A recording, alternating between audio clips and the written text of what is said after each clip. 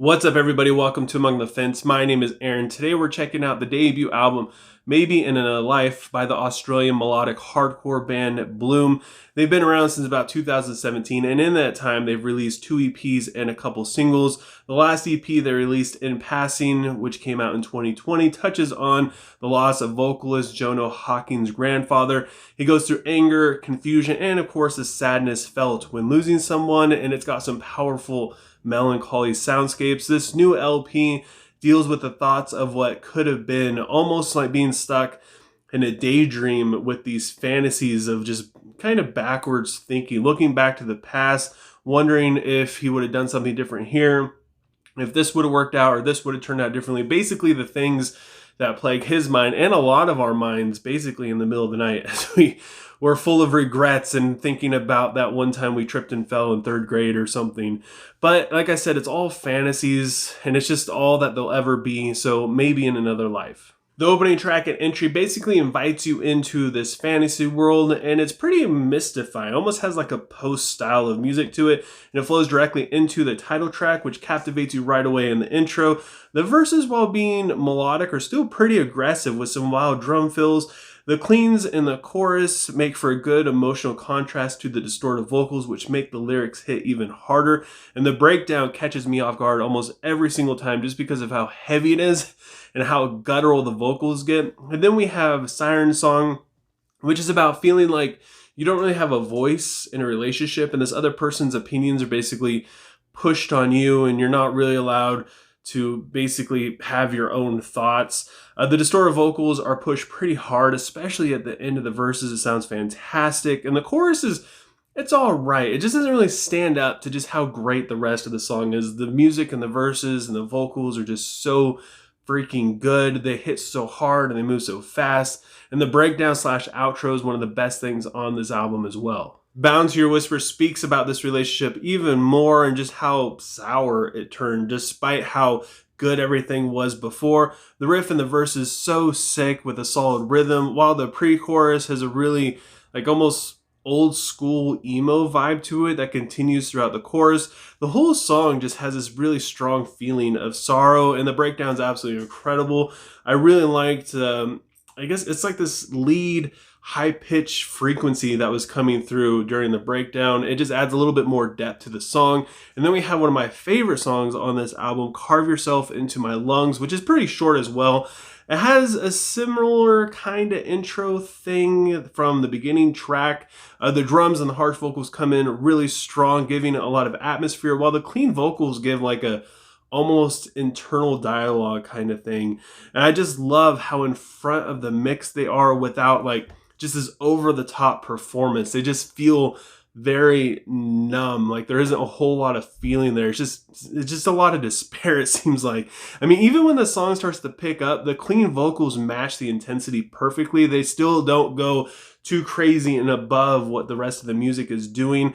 And again, it has like this post-hard rock kind of instrumental, kind of just laying the foundation for everything else. You and I is about the destructive nature of a relationship that becomes toxic and just trying to keep it together and how that could actually make things a little bit more worse.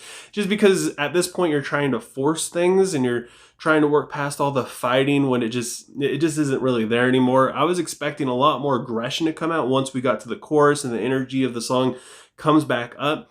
But the cleans that we got, to me, in my opinion, were a lot better. Again, they had this sense of feeling numb, but this time they had a little bit more hope in them, which is kind of weird to say because what he's singing about isn't really, it doesn't sound very hopeful, but musically it's there as well. I really liked the pop punk kind of quality that the second verse had. It's pretty emotional, this song, and this one is this time wondering about what if things were different in the relationship specifically. And then we get to the song Fragments of a Dream, which wonders if he could be happy at all if he had done things differently. And also just because he's so focused on the past, it kind of steals away from the hope that he has in the future, that things will eventually get better, because he's so focused on all the things that went wrong And again, like this fantasy world, which is basically taking him out of real life, and his ability to really enjoy this, which is going to get even deeper as we go through this album. And this does a really excellent job at demonstrating the thoughts that you could have. Like I said, when you're up late at night and you're just full of all these past regrets, and this snowball effect that it can have when you're just full of all this remorse, and it could totally sap you of your joy and your energy. Laughingstock is a 1 minute onslaught of frustration from feeling like the punchline of everybody's joke. And it also feels like more to me of like a mental cry for help. It almost feels like a projection where he feels like he just walks into a room and everybody's so happy, and it's almost like they're allowed to be happy, but he's not, and he's feeling really frustrated about this. It's more of something that I feel like is going on in his head. And then we have another one of my favorite songs, An Exit, which reminds me a lot of Counterparts. The pre-chorus gets pretty heavy with the bass that's punching through. The dynamics throughout the song are absolutely fantastic, with the lead melody being pretty catchy and the drums being a force to be reckoned with. It's just all powerful all the way through, even the clean vocals, which really helps bring the energy back up. I feel like this album midway starts to slow down quite a bit, becomes pretty mellow, becomes really sad. And I feel like at this point, while not really changing the subject or the atmosphere, it's definitely helping you to power through to finish it off. And that brings us to the closing track, Through the Threshold Beyond the Bend, which is one of the saddest songs on this album. It keeps the energy going though with a really bouncy riff. It's a lot of fun, but lyrically, this is basically about him achieving his fantasy, having everything work out for him, but still realizing it isn't actually what he wanted. And he's still really sad, and he's wondering if he could ever be happy at all. This is a great closer, specifically just due to, just because you get everything you wanted doesn't make you happy. If you think money or all these different circumstances are going to solve your problems, a lot of times it's more of a perspective. Somebody who has, $1 million can be super depressed, but a homeless person finding $10 could be on top of the world. It's all really about perspective and also just where you're at in life. And I feel like he's, at this point, he realizes that. And now he's starting to realize that all that perspective, being so focused on the past has really taken away his joy from being able to live in the moment and be present and really just be able to look forward to the future and realize that things can change, and, the future still, it could still be good no matter what happened in the past. I absolutely love this album. Despite how sad it is still very vulnerable, and the emotions in it are great. The closing track to me is beautiful, and it basically sums up this entire album. The emotions and the thoughts are very relatable, as these are some of the things that many of us, myself included, have felt, especially, like I said, 2 o'clock in the morning, you wake up and you start thinking about all these different things that you've messed up on and how life could be so much different if you would have done things differently. These are all thoughts that can easily keep you up at night. The music is brilliant as well, as it highlights this kind of downcast atmosphere, but at the same time bringing just a tiny bit of optimism to it.